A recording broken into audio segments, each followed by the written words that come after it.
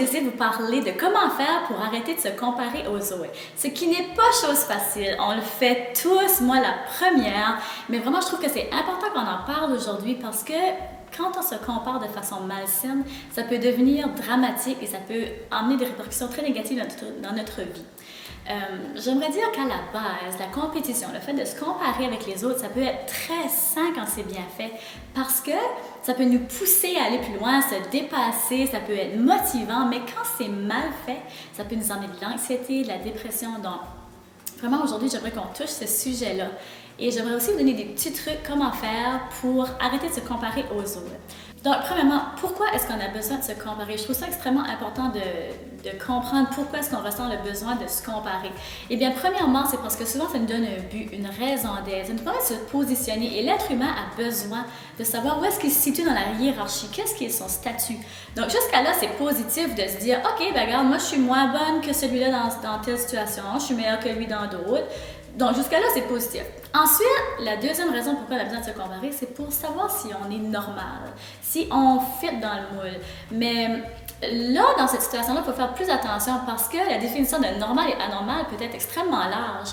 Et là, c'est le regard des autres qu'on recherche dans cette situation-là et c'est là que ça peut être négatif parce que quand on se valorise dans le regard des autres, on devient dépendant d'eux, on devient un peu leur prisonnier.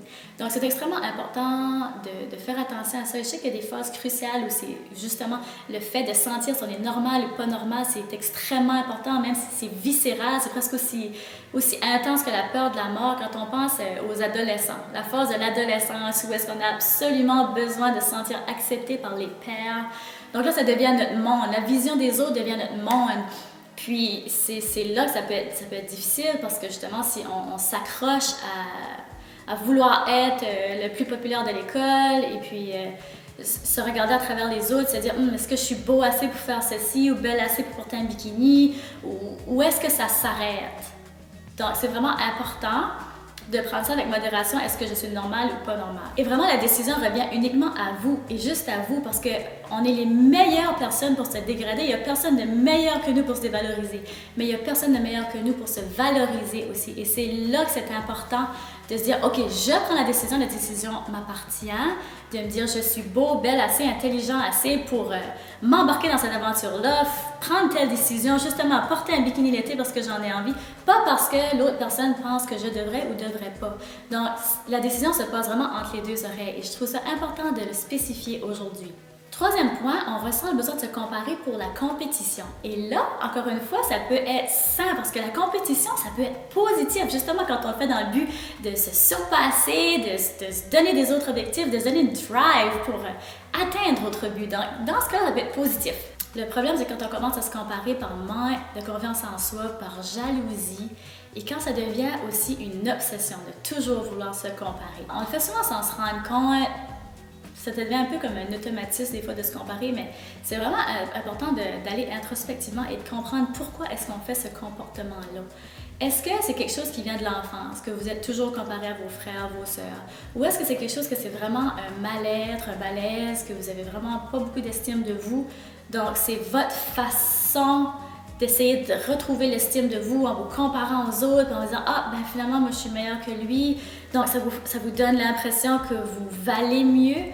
Donc, c'est vraiment important de s'arrêter, de faire une introspection, de se dire « OK, pourquoi j'ai ce comportement-là? Pourquoi j'ai le besoin absolu de toujours vouloir me comparer? » Parce qu'au fond, ça vous amène rien de positif. Si c'est pas facilement, ça vous amène rien de positif, ça vous amène que du négatif. Et on ressent lorsque c'est négatif, quand on a ce malaise, cette boule dans l'estomac, cette anxiété qui ne veut plus partir. Là, on sait que c'est le signe précurseur qui dit « OK, finalement, la compétition a besoin de me comparer et peut-être malsain. Donc, il faut que ça s'arrête. » Et comment est-ce qu'on fait pour arrêter? Arrêtez de se comparer. Là est la question. Parce que c'est vraiment pas facile. Comme je dis, peut-être que vous faites ça depuis des années, peut-être que c'est un automatisme, peut-être que vous réalisez même plus que vous le faites tellement c'est normal pour vous de le faire. Donc, la grande question, comment est-ce qu'on fait pour arrêter de se comparer aux autres? Eh bien, je dirais que la réponse est toute simple. Il faut se mettre des œillères, il faut arrêter de regarder à droite et à gauche ce que celui-là fait, ce que celle-là a de plus que vous, et vraiment focuser sur vous, ce que vous avez, vos atouts personnels. Appréciez aussi ce que vous avez dans la vie, parce que des fois, on a tendance à envier l'autre personne. Ça, c'est un sentiment aussi, l'envie, la jalousie qu'il faut faire attention. Et quand on commence à toujours vouloir envier ce que les autres ont, on réalise plus ce qu'on a. Donc, une bonne façon de réapprécier sa vie, ce serait de faire un journal de gratitude. J'en parle souvent dans mes vidéos, mais je trouve tellement que ça a beaucoup d'effets bénéfiques sur plusieurs sphères de votre vie. Donc, juste le fait de s'asseoir le matin, écrire 3 choses pour lesquelles vous êtes positif, déjà, ça vous aide à vous recentrer, à réaliser « Oh, wow! Finalement, j'ai des belles choses positives qui se passent dans ma vie. » Donc, ça vous aide à focuser sur votre vie, sur vos buts, sur vos rêves. Donc, après, je vous dirais comme autre moyen pour essayer d'arrêter de vous comparer avec les autres, ce serait peut-être de vous fixer des buts. Par exemple, les personnes que vous idolâtrez, qu'est-ce qu'ils ont de plus que vous n'avez pas? Et qu'est-ce que vous pouvez faire pour arriver à cette échelle-là, on peut dire. Donc, peut-être que ça serait de vous fixer un petit but atteignable. Comme, mettons, je vais aller pour un exemple physique, vous voulez perdre 30 livres. Bien, peut-être que vous pourriez vous dire, dans ce mois-ci, là, je vais essayer de perdre 5 livres. Donc, ce sont des buts atteignables, réalisables, qui vont vous emmener à votre but éventuellement, mais que vous ne serez pas découragé parce que ça n'arrive pas rapidement, aussi soudainement. Et aussi, je vais mettre une parenthèse là-dessus quand justement je parle de physique, parce qu'on dirait que c'est beaucoup quelque chose qu'on se compare, tout est toujours extérieur. Elle est plus belle que moi, il y a plus d'argent que moi, une meilleure voiture que moi, une meilleure maison. On va rarement dire cette personne est beaucoup plus gentille que moi, cette personne est beaucoup plus serviable que moi. On n'entend pas ça. On s'arrête juste à l'extérieur. Puis je trouve que c'est malsain parce que, de un, que vous soyez plus beau ou plus belle que l'autre, ça change quoi exactement dans la vie? Est-ce que c'est vraiment quelque chose que vous allez être fier de dire à quelqu'un? Moi, je suis beaucoup plus belle que mon ami. Donc, si vous prenez, mettons, une petite pause des réseaux sociaux pendant un mois, ou peut-être juste 2 semaines, peu importe, pour essayer de vous reconstruire votre estime de soi, vraiment penser à votre comportement, essayer de gérer ce comportement-là. Et quand vous vous sentirez assez fort, peut-être de le recommencer graduellement. Parce qu'on ne réalise pas, mais les réseaux sociaux et tout ce qu'on voit sur Instagram, surtout sur Instagram, je trouve que dernièrement, c'est beaucoup un problème parce que c'est très facile sur Instagram et sur n'importe quel réseau social de paraître comme si on a une vie parfaite. Prenons moi par exemple, sur mon Instagram, je vais toujours choisir les photos les plus positives de ma vie. Je vais certainement pas mettre les photos que ce matin je me suis levée avec une grosse migraine, puis j'ai pas eu une bonne journée.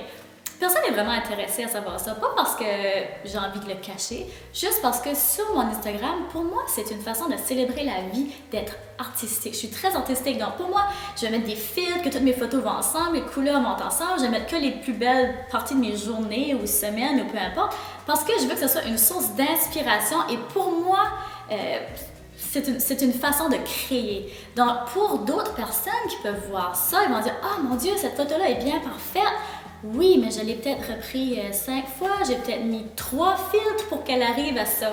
Donc, il ne faut pas se fier aux apparences parce que souvent, c'est trompeur.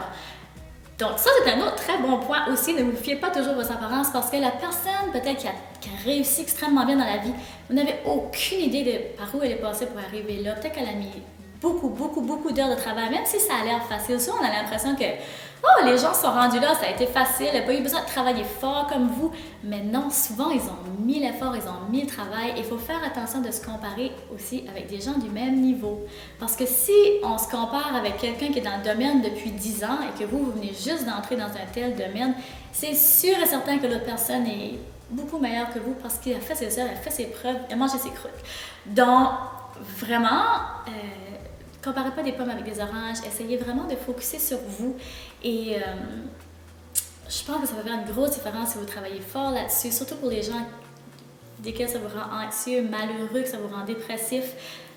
Vraiment essayez de réfléchir à tout ça et j'espère sincèrement que cette vidéo ici vous a aidé et j'aimerais beaucoup vous entendre. J'aimerais beaucoup lire vos commentaires. Vraiment là, j'adore ça que vous m'écrivez. Je lis tous vos petits commentaires, j'essaie de répondre le plus vite possible et soyez pas gênés, écrivez-moi. Est-ce que c'est votre cas? Est-ce que vous avez de la misère à arrêter de vous comparer? Et si oui, est-ce que vous avez l'intention d'arrêter? Et si oui, comment vous allez faire ça? Quelles sont vos étapes? Qu'est-ce qui vous a motivé dans cette vidéo ici à prendre les mesures pour arrêter de vous comparer de façon malsaine. Donc, j'aimerais beaucoup vous entendre et encore une fois, si la vidéo vous a aidé, partagez-le, aimez-le et je vous dis merci beaucoup de m'avoir écouté et on se voit dans la prochaine vidéo.